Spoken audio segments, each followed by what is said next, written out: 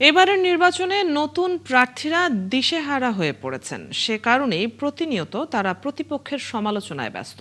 এমন মন্তব্য করেছেন বিএনপির স্থায়ী কমিটির সদস্য ও ঢাকা ৮ আসনের প্রার্থী মির্জা আব্বাস। সকালে গুলিস্তানে ব্যবসায়ীদের সঙ্গে মতবিনিময় সভায় তিনি এসব কথা বলেন। এদিকে ঢাকা ১৪ আসনের বিএনপি প্রার্থী সানজিদা ইসলাম তুলির আশা, বাংলাদেশের পক্ষের শক্তি হিসেবে জনগণ তাকে জয়ী করবে। আরও জানাচ্ছেন সিফাত ফারুকী। জাতীয় নির্বাচন দোরগোড়ায়, তাই ভোটের প্রচারে ব্যস্ত প্রার্থীরা। মঙ্গলবার গুলিস্তানে ব্যবসায়ীদের সাথে মতবিনিময় সভায় মির্জা আব্বাস বলেন, জামায়াতের একটি পক্ষ বিএনপির বিরুদ্ধে অপপ্রচার চালাচ্ছে এবং নারীদের নিয়ে নেতিবাচক মন্তব্য করছে। সকাল দুপুর সন্ধ্যা জামাত ইসলামের একটা গ্রুপ, জামাত ইসলামের জুনিয়র টিম, তারা বিএনপির বিরুদ্ধে অসভ্য নোংরা ভাষায় কথাবার্তা বলছে। জামাতের সর্বোচ্চ পর্যায়ের ব্যক্তিবর্গ আমাদের দেশের মেয়েদের সম্পর্কে, চাকরিজীবী মেয়েদের সম্পর্কে অসভ্য শব্দ ব্যবহার করেছে। এ সময় নব্য প্রার্থীদের নির্বাচনী আচরণে আরও সংযত হওয়া এবং নির্বাচন পরিচালনায় দায়িত্বরতদের সচেতন থাকার আহ্বান জানান তিনি। আমার এই ছেলেপেলেরা যা শুরু করেছে তার লাভ দিয়ে হঠাৎ পরিণত হয়ে গেছে।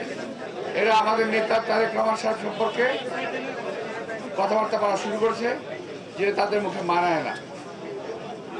তারা আমার বিরুদ্ধে কথা বলা শুরু করেছে, যেটা তাদের মুখে মানায় না।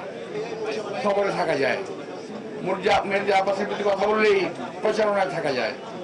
প্রচারণা থাকতে চান, বহু রাস্তা আছে। দান করেন, খয়রাত করেন, ভালো ভালো কথা বলেন, মানুষের মুখে মুখে থাকবেন।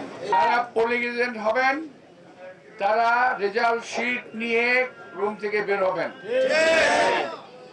প্রিজাইডিং অফিসারের স্বাক্ষরিত রেজাল্ট শিট ছাড়া ওই এলাকা থেকে কোন প্রিজাইডিং অফিসার, পোলিং অফিসার যেন বেরোতে না পারে। এদিকে ঢাকা ১৪ আসনে প্রচারে ব্যস্ত বিএনপি মনোনীত প্রার্থী সানজিদা ইসলাম তুলি। বাংলাদেশের পক্ষের শক্তি হিসেবে, জাতীয়তাবাদী দলের প্রার্থী হিসেবে জনগণ তাকে জয়ী করবে বলে আশাবাদী প্রার্থীর। জনগণের নিরাপত্তা নিশ্চিত করা, একজন প্রার্থী যখন জাতীয়তাবাদী দল থেকে এসছে, বাংলাদেশের পক্ষের শক্তি হয়ে এসছে, এবং বিগত সময়েও আমরা স্বৈরাচার বিরোধী আন্দোলনে সোচ্চার ছিলাম, আওয়াজ তুলেছিলাম।